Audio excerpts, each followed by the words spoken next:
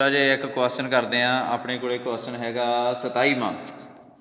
राजे बाकी जो क्वेश्चन है ना ये इन्ना कुछ है नहीं गा, थोड़ा जिहा सोच के देखी चलो, ठीक है। जिमें आह 22वां क्वेश्चन है, जो गौर नाल देखो ये पी फाइंड आउट करने को गया, एन दिता होया ये की है कुछ भी नहीं, दो प्रोबेबिलिटीज़ दित्तियां उन्होंने इक्वल रख लेना, एन की वैल्यू भर देनी, आपे पी आ जाना वा, ठीक है। उस तो बाद जिहड़ा हैगा 26वां 27वां क्वेश्चन देखो, कुछ तुहानूं फिर आपे दूजे हो गए ਜਿਹੜੇ ना होणगे मैनूं प्रॉब्लम भेजी जाए वो आप करी जावांगे। एक्स आ कहता बाइनोमीअल डिस्ट्रीब्यूटेड है विद एन एन पी, जानी कि आप ऐ लिख देंगे गिवन दैट एक्स आ जिहड़ा ਉਹਦੇ बाइनोमीअल डिस्ट्रीब्यूटेड है पी ते एन नाल।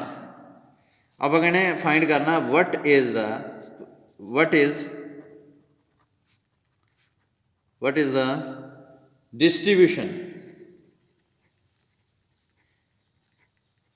of y is equal to n minus x। एक चीज़ याद रखियो राजे, जिहड़ा मूवमेंट जनरेटिंग फंक्शन हुंदा ना किसी भी डिस्ट्रीब्यूशन का वो यूनीक हुंदा, मतलब सारियां बाइनोमीअल डिस्ट्रीब्यूशन का जिहड़ा मूवमेंट जनरेटिंग फंक्शन है ना वो इहो जिहा ही आऊगा, ई दी टी विच उहदे जरूर आऊगी तो पावर भी कुछ होऊगा सारियां बाइनोमीअल का। ये मतलब ये बदलते रहते होंगे आ।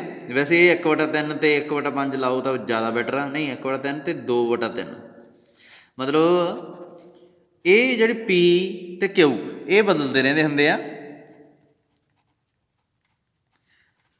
एन बदलता रहता होंगे नाल ई दी टी आउंदा, सारियां बाइनोमीअल डिस्ट्रीब्यूशन का। तो यही नहीं मूवमेंट जनरेटिंग फंक्शन जोमैट्रिक का भी जिहड़ा हैगा उही रहना, पॉइजन का भी जिहड़ा हैगा उही रहना।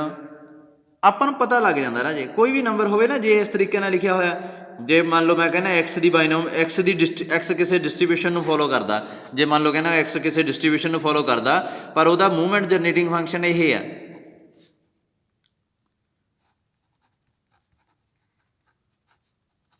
क्यू कुछ भी हो सकता, पी कुछ भी हो सकता, एन कुछ भी हो सकता।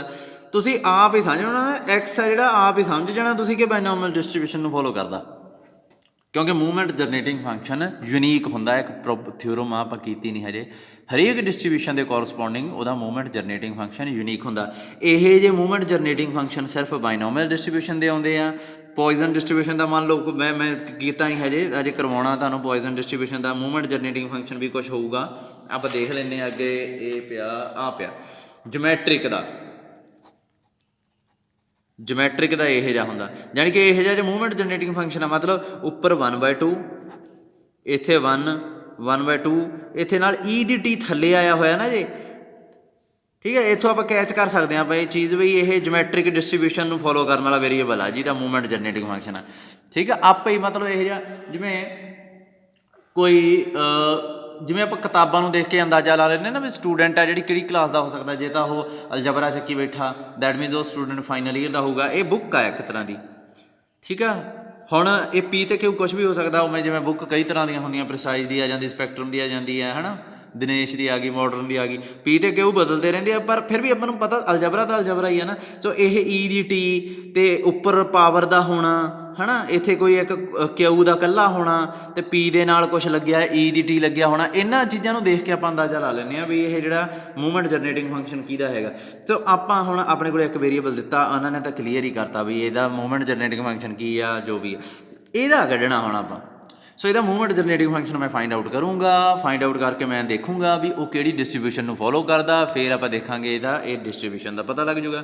सो movement generating function of y t की आऊगा ई दी टी वाई, ई दी टी वाई की है एन माइनस एक्स, ई दी टी एन, ई दी टी एक्स, ई दी टी एन, ई दी टी एक्स। हुण जे तुहानूं लगूगा भी ये एन टी नूं क्यों बाहर कढ लिया, राजे एन कॉन्सटेंट आ, टी भी कॉन्सटेंट आ, तो कल्ला एक्स आ जिहड़ा वेरीएबल आ, सो उहदे ते एक्सपैक्टेशन लगूगी। एक्सपैक्टेशन वास्ते एक्स तो इलावा होर कोई कॉन्सटेंट नहीं हो सकता, एक्स तो इलावा होर कोई वेरीएबल नहीं हो सकता, सारे कॉन्सटेंट आ। तो अपने को ई दी टी माइनस एक्स। एक चीज़ आप होर कर सकते सीगे, जे ई दी माइनस टी, चलो कोई गल नहीं इनू चलन दो, ई दी एन टी आ गया है ना, तो अपने कोले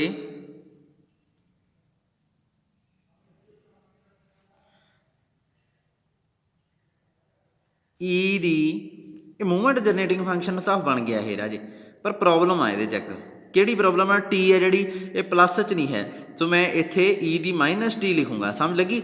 जे एम बाई टी है ना, टी है जे इत्थे पॉजिटिव होंदा तो मैं लिख दिंदा, तो इत्थे माइनस टी आपां लिख ली, सो मूवमेंट जनरेटिंग फंक्शन तो यह बन गया। हुण आपां देखना भी ये किहनूं फॉलो करदा, जे तां पहलां तां इहदे वास्ते आपां नूं इहदा मूवमेंट जनरेटिंग फंक्शन लभना पऊगा। देखो एक चीज़ मेरी ध्यान नाल देखो, इहनूं आपां ऐ लिख के छड्ड लिया कि ये इत्थे तक तो क्लीयर है ना, इत्थे तुहानूं पता लग गया भी माइनस टी क्यों आया, क्योंकि इत्थे माइनस टी लग्या होया, ठीक है। जे इत्थे प्लस टी हुंदा तो इत्थे भी प्लस टी आ जाना सी, पर मेरे को वैल्यू किहदी आ, हुण मेरे को वैल्यू इहदी नहीं हैगी, इहनूं 1 लिख के छड्ड लिया, मेरे को वैल्यू इहदी नहीं है, मेरे को वैल्यू है इहदी एम एक्स टी। की आऊगा एम एक्स टी, आ देखो एक्स तो पता करो, एक्स एम एक्स टी की आऊगा, एक्स की है binomial variate with n trials and p probability, so ये की होगा क्यू प्लस पी ई दी टी उपर एन, एम एक्स टी तो यह है, तो जे फिर मैं इतों एम एक्स माइनस टी कढ़ नहीं सकता, टी की जगह माइनस टी कर दो, फिर ये तो ये भी निकल गया क्यू पी ई दी माइनस टी उपर क्या आ जाऊगा एन, सो ये वैल्यू निकल गई, ये वैल्यू चक के इत्थे भर दो 1 च, सौखा जिहा काम आ, एडा नहीं गा। एम बाई टी ई दी एन टी, ये की आया नवा क्यू पी ई दी माइनस टी ते उपर सारे दे एन। हुण ऐ करो ई दी टी नूं इदां लिख लो क्यू पी ई दी माइनस टी नाल ला दो, तो जिहड़ा सारे दे उपर पावर एन कर दो, कर सकते हैं ना, कोई प्रॉब्लम नहीं है, ये उपर भी एन सी, ये उपर भी एन। हुण ई दी टी नूं अंदर प्रोडक्ट करो, की आऊगा क्यू ई दी टी, तो इत्थे ई दी टी ना माइनस नाल कट्टिया जाना, की बचूगा पी उपर आ गया एन, सो की बन गया पी क्यू ई दी टी, ये आ गया एन।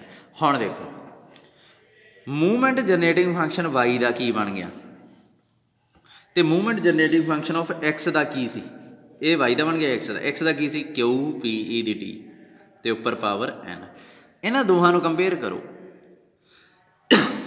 वाई च जिथे पी आ उत्थे इत्थे एक्स च की है क्यू, जिथे इत्थे क्यू आ उत्थे पी आ, बाकी सारा सेम है, यानी कि एक्स किनूं फॉलो करता सी बाइनोमियल वेरीएट एन पी नूं, ते वाई किनूं करूगा बाइनोमियल ट्रायल तो सेम ही है, बस पी की जगह पर क्यू आ गया, यानी कि यदी प्रोबेबिलिटी ऑफ सक्सैस की बन गई क्यू, यदी की बन गई पी। सो अपना जो नवा वो बाइनोमियल वेरीएट ही आ, पर वो जी हैगी है वैल्यू वो हैगी आ सक्सैस की प्रोबेबिलिटी की वैल्यू वो हैगी क्यू, ठीक है। सो ये हो गया अपने को क्वेश्चन, इन्ना सीगा है। बाकी जड़ा राजे एक अगला एक होर क्वेश्चन नंबर 28 भी कर ही लेने आप, की है ये मॉड स्टैंडर्ड डिवीजन ते मीन कढ़न नूं क्या, ये तुहानूं कह रहा कि देखो ये कह रहे हैं movement generating function of binomial variate, इन्हें लिखता,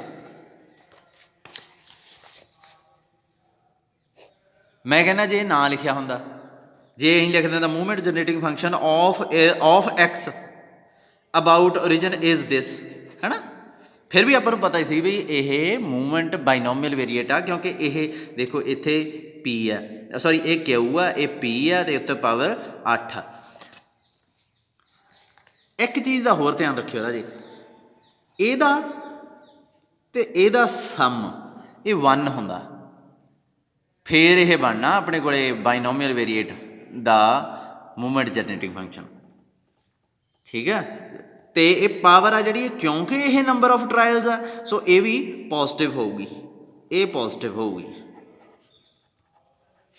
इन्हों दोवां का सम की होगा 1। ये चीज़ ध्यान रखियो, कई बार जान के ना वो भुलेखा पाने आए कर देंगे, इनू लिख देंगे 3, इनू लिख देंगे 4, इत्थे ई दी पावर टी, तो इत्थे ई दी पावर -8, बच्चे कहने बन गया जी बाइनोमियल वेरीएट का बन गया, ये होगी पी, ये होगी क्यू, पी की होगी सॉरी क्यू की होगी 3, पी की होगी 4, तो प्रोबेबिलिटी 3 हो सकती है किसी चीज़ की, सक्सैस की ना फेलीयर की, 3 तो हो ही नहीं सकती, हमेशा 1 तो घट होंगी है, तो यदा सम 1 होना चाहिए, ये चीज़ का ध्यान रखियो। चलो हुण इन्होंने देता, आप ही अंदाज़ा ला लेना उतों, तो कैलकुलेट करिए फिर।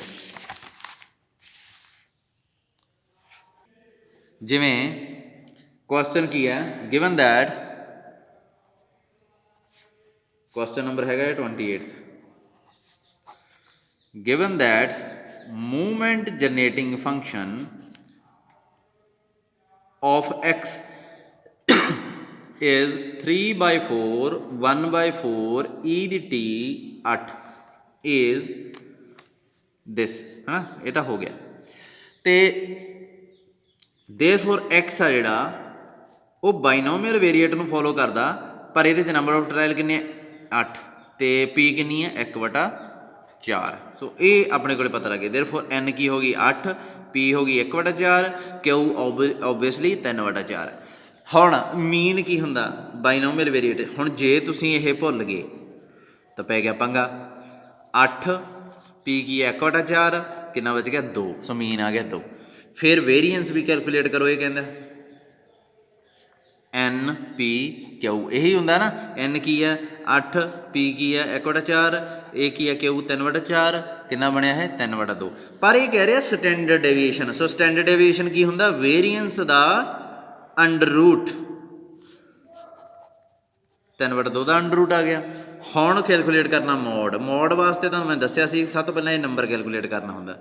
एन की है 8, 1, पी की है 1/2, की बनया है 9 नहीं, पी की अपनी पी अपने को ये होंगी है जी अपने, आई थिंक ये होंगी है क्यू है ना, ये होंगी पी दी टी होंगी है। सो पी अपने को 1/2, सर 9/2 बन गया। ठीक है। हुण जे तो ये इंटीजर आ जाता जां इत्थे आ जाता 9, तो फिर मैं कहना सी एक मॉड हैगा 9, एक 9 चों 1 कढ़ दो। पर हुण ये आ गया नॉन इंटीजर। सो n+1 पी दे उपर ग्रेटेस्ट इंटीजर पा दो, कितना आ जाऊगा 4.5 का ग्रेटेस्ट इंटीजर कितना होंगे 4। सो मॉड आ गया 4। मैंने लगता बुक तो ना इन्हों का 6.75 लिखी बैठे आ, मतलब 6 लिखी बैठे आ। मैनू नहीं लगता 6 आ सकता राजे, या तो इन्हें इतने 3/4 ला ली है। तो उस हिसाब न फिर ये जिथे अपने एक सी इन्हों का 3 9 27/4 6 चौका 24, हाँ उस हिसाब न। पर मेरे अकॉर्डिंग तो ये क्यू आ, ये पी आ। सो पी लाना होंगे आप इत्थे, चलो कोई ना पी लाना होंगे राजे, इत्थे 4 ही आऊगा। ठीक है। मॉड भी कैलकुलेट हो गया। बस इदा कैलकुलेट करी जाने आ राजे। ये क्वेश्चन ट्राई कर लो। जोड़ा 31st क्वेश्चन आ ये कमूलेंट्स आ, कमूलेंट्स सॉरी कमूलेंट जनरेटिंग फंक्शन लभ्या सी आपां। आ देखो तुहानूं मैं दिखाउणा, वो एवें ही क्वेश्चन बनाता उन्हें। आ वेखो आ कमूलेंट जनरेटिंग फंक्शन ही लभ्या सी इत्थे लॉग ला के। तो इस तो बाद आ कमूलेंट्स लभे सीगे 2-3 मैं लभदे सीगे, बाकी 2 थोड़े ते छड्डते सीगे। इत्थे इहने सारे किहा लभण नूं। तो उस तो बाद कहना मैयर ऑफ स्क्यूनेस ते करतोसिस। देखो मैयर ऑफ स्क्यूनेस ते करतोसिस भी लभ सकते हैं आप। ये हैगा मैं तुहानूं दिखाउणा, पता नहीं क्यों ये बुक च इत्थे ही डिस्कस होना चाहिए सी ना, ये मैयर स्क्यूनेस एंड करतोसिस वगैरह सारा कुछ। आ वेखो एक चीज़ याद रखियो राह जी, मैं तुहानूं दसदा कमूलेंट्स दा ते करतोसिस दा भी एक लिंक हुंदा। जे मैनूं तुहानूं दिखाना, मैं जे मैनूं मिल जाण कमूलेंट्स ते करतोसिस, आ वेखो आ फार्मूला लिखिया होया राजे, ये लिखिया 144 पेज ते। ये मतलब K3 K2 K4 K2 किवें कड्ढने मैं तुहानूं दस्सिया होया ना। सो कोफिशिएंट ऑफ स्क्यूनेस एंड करतोसिस ये किवें कड्ढने गामा 1 ते गामा 2 कह रहा है। ये चीज़ याद रखियो चज नाल।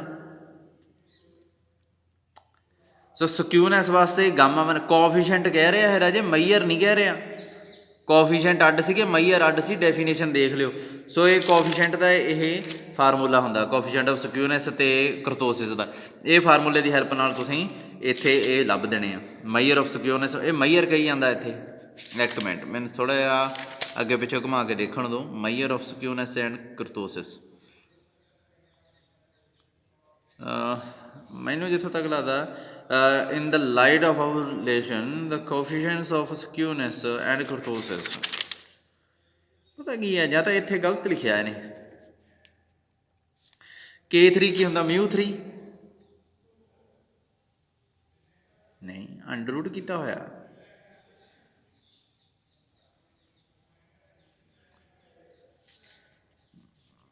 ਦੇਖੋ ਸਿਕਿਊਰਨੈਸ ਤੇ ਕਰਤੋਸਿਸ ਮੈਂ ਤੁਹਾਨੂੰ ਨਾ ਫਾਰਮੂਲਾ ਦੱਸਦਾ ਜਿਹੜਾ ਤੁਸੀਂ ਲਾਉਣਾ।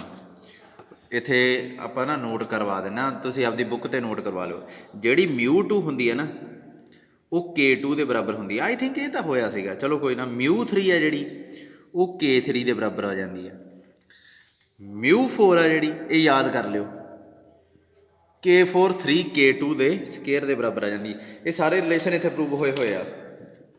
ਆਹ ਵੇਖੋ ਜਦੋਂ ਤੁਸੀਂ ਕੈਲਕੂਲੇਟ K1 ਆ ਜਿਹੜਾ ਉਹ μ ਦੇ ਬਰਾਬਰ ਆ ਗਿਆ, K2 ਆ ਜਿਹੜਾ μ2 ਦੇ ਬਰਾਬਰ ਆ ਗਿਆ, K3 ਆ ਜਿਹੜਾ ਇਹ ਬਰਾਬਰ ਤਾਂ ਇਸ ਰਿਲੇਸ਼ਨ ਦੇ ਆਉਣਾ ਸੀ, ਪਰ ਇਹ ਆ ਜਿਹੜਾ ਨਾ ਇਹ μ3 ਦੇ ਬਰਾਬਰ ਹੁੰਦਾ। ਕਿੱਥੋਂ ਪਤਾ ਲੱਗਦਾ ਇਹ? ਆਹ ਦੇਖੋ ਆਹ ਵੈਲਿਊ ਹੈ ਨਾ, ਤੇ ਇੱਥੇ ਹੀ 135 ਪੇਜ 'ਤੇ ਵੈਲਿਊਜ਼ ਦਿੱਤੀਆਂ ਹੋਈਆਂ ਜਿਹੜੀਆਂ μ2 ਦੀਆਂ, μ3 ਦੀਆਂ, μ4 ਦੀਆਂ, ਜਿਹੜਾ ਰਿਲੇਸ਼ਨ ਕੀਤਾ ਸੀ ਆਪਾਂ ਡੈਸ਼ ਵਾਲਿਆਂ ਬਿਨਾਂ ਡੈਸ਼ ਵਾਲੀਆਂ ਮੂਵਮੈਂਟਸ 'ਚ। ਇਹ ਵੈਲਿਊ ਸੇਮ ਬਣ ਗਈ K3 'ਚ, ਪਰ ਇਹ ਤਾਂ μ3 ਦੀ ਹੁੰਦੀ ਹੈ ਤਾਂ ਕਰਕੇ K3 μ3 ਦੇ ਬਰਾਬਰ ਆ ਗਿਆ। ਪਰ ਜਿਹੜਾ K4 ਆ ਉਹ ਕਿਹਦੇ ਬਰਾਬਰ ਆਉਂਦਾ? μ4 - 3 μ2। ਸੋ ਅਲਟੀਮੇਟਲੀ ਇਹਨਾਂ ਨੂੰ ਸੋਲਵ ਕਰਕੇ ਇਹਨਾਂ ਨੇ ਵੈਲਿਊ ਕੱਢ ਲਈ। ਆਹ ਦੇਖੋ 143 ਪੇਜ 'ਤੇ ਲਿਖੀਆਂ ਹੋਈਆਂ ਸਾਰੀਆਂ ਵੈਲਿਊਜ਼। K1 ਆ ਜਿਹੜਾ μ ਦੇ ਬਰਾਬਰ ਹੁੰਦਾ, K2 ਆ ਜਿਹੜਾ μ2 ਦੇ ਬਰਾਬਰ ਹੁੰਦਾ, K3 ਆ ਜਿਹੜਾ ਉਹ μ3 ਦੇ ਬਰਾਬਰ ਹੁੰਦਾ, ਅਤੇ μ4 ਆ ਜਿਹੜਾ ਉਹ ਥੋੜ੍ਹਾ ਜਿਹਾ ਡਿਫਰੈਂਟ ਹੁੰਦਾ K4 + 3 K2²। ਹੁਣ ਆਪਣੇ ਕੋਲ ਕਰਤੋਸਿਸ ਸੀਗਾ ਜਿਹੜਾ, ਇਹ ਤੁਸੀਂ ਦੇਖ ਲੈਣੀ ਆ ਰਾਜੇ 143 ਪੇਜ 'ਤੇ ਆ ਲਿਖੀਆਂ ਹੋਈਆਂ। ਜੇ ਹੁਣ ਕਹਾਂ ਮੇਰੇ ਕੋਲ ਸਕਿਊਨੈਸ, ਮੈਜ਼ਰ ਆਫ ਸਕਿਊਨੈਸ, ਮੈਜ਼ਰ ਕੀ ਸੀਗਾ ਆਪਾਂ ਕੀਤਾ ਸੀ ਨਾ μ32 23 ਕੀ ਸੀਗਾ ਇਹ β1। ਹੁਣ μ3 ਆ ਜਿਹੜਾ ਉਹ ਕਿਹਦੇ ਬਰਾਬਰ ਆ? K3, ਅਤੇ ਉਹਦਾ ਉੱਪਰ ਸਕੇਅਰ ਆ ਗਿਆ। μ2 ਕਿਹਦੇ ਬਰਾਬਰ ਆ? K2, ਜਾਣੀ ਕਿ ਹੈ ਤਾਂ 32 23 ਆ β1, ਠੀਕ ਆ। ਹੁਣ γ1 ਕੀ ਸੀਗਾ? ਉਹ ਤਾਂ ਫਾਰਮੂਲਾ ਉਹੀ ਰਹਿਣਾ β1 ± 1, ਅਤੇ ਇੱਥੇ ਨੈਗੇਟਿਵ ਲਾਉਣਾ ਕਿ ਪੋਜ਼ੀਟਿਵ ਲਾਉਣਾ ਕੌਣ ਡਿਸਾਈਡ ਕਰੂਗਾ? μ3 ਡਿਸਾਈਡ ਕਰਦਾ ਹੁੰਦਾ, ਕਿਉਂਕਿ μ3 K3 ਦੇ ਬਰਾਬਰ ਆ। ਸੋ K3 ਦਾ ਸਾਈਨ ਦੇਖ ਲਿਓ ਇੱਥੇ, ਠੀਕ ਹੈ ਨਾ, K3 ਦਾ ਸਾਈਨ ਦੇਖ ਲਿਓ। ਸੋ ਇਸ ਤੋਂ ਹੀ ਇਹਦੀ ਨਹੀਂ ਲੋੜ। ਕਮੂਲੈਂਟ ਜਦੋਂ ਕੈਲਕੂਲੇਟ ਕਰ ਲਏ ਤਾਂ ਆਪਾਂ ਮੈਜ਼ਰ ਆਫ ਸਕਿਊਨੈਸ ਆ ਜਿਹੜਾ ਇੱਦਾਂ ਵੀ ਕੈਲਕੂਲੇਟ ਕਰ ਸਕਦੇ ਹਾਂ। ਇੱਥੇ ਸਾਈਨ ਉਹ ਲਾ ਦਿਓ ਜਿਹੜਾ K3 ਦਾ, ਜਾਣੀ ਕਿ γ1 ਸਾਈਨ ਆਫ K3 √β1, ਇੱਥੇ ਸਾਈਨ ਲਾ ਦਿਓ K3 ਦਾ, ਅਤੇ ਇਹ ਮੈਜ਼ਰ ਹੋ ਗਈ, ਅਤੇ ਇਹ ਹੋ ਗਿਆ ਕੋਐਫੀਸ਼ੀਐਂਟ। ਉਸ ਤੋਂ ਬਾਅਦ ਕਰਤੋਸਿਸ ਦੀ ਗੱਲ ਆਈ ਹੈ। ਉਹ ਕੀ ਹੁੰਦਾ ਸੀ? μ4 μ2 ਦੱਸ ਕੇ 2 ਦੂਣੀ 4 ਕਿਹਾ ਸੀਗਾ ਮੈਂ, ਯਾਦ ਹੋਊ ਤੁਹਾਨੂੰ। μ4 ਦੀ ਵੈਲਿਊ ਆਹ ਲਿਖੀ ਹੋਈ ਹੈ K4 + 3 K2², ਅਤੇ μ2 ਆ ਜਿਹੜਾ ਉਹ K2 ਦੇ ਬਰਾਬਰ। ਲਓ ਇਹ ਆ ਗਿਆ ਤੁਹਾਡਾ ਮੈਜ਼ਰ ਆਫ ਕਰਤੋਸਿਸ, ਠੀਕ ਹੈ ਜੀ। ਅਤੇ ਹੁਣ ਕੋਐਫੀਸ਼ੀਐਂਟ ਆਫ ਕਰਤੋਸਿਸ ਕਿਵੇਂ ਲੱਭਦੇ ਹੁੰਦੇ ਆ? β2 - 3। ਉਹਦਾ ਡਿਫਰੈਂਟ ਆ ਨਾ, ਉਹਦਾ ਅੱਡ ਆ, ਉਹਦੇ ਲਈ ਫਾਰਮੂਲੇ ਦੀ ਲੋੜ ਹੀ ਨਹੀਂ। ਉਹ ਤਾਂ ਆਪਾਂ β2 ਕੱਢਣਾ ਪਹਿਲਾਂ, ਫਿਰ ਇਹ, ਜਾਣੀ ਕਿ ਪਹਿਲਾਂ ਕਮੂਲੈਂਟਸ ਲੱਭ ਲਓ,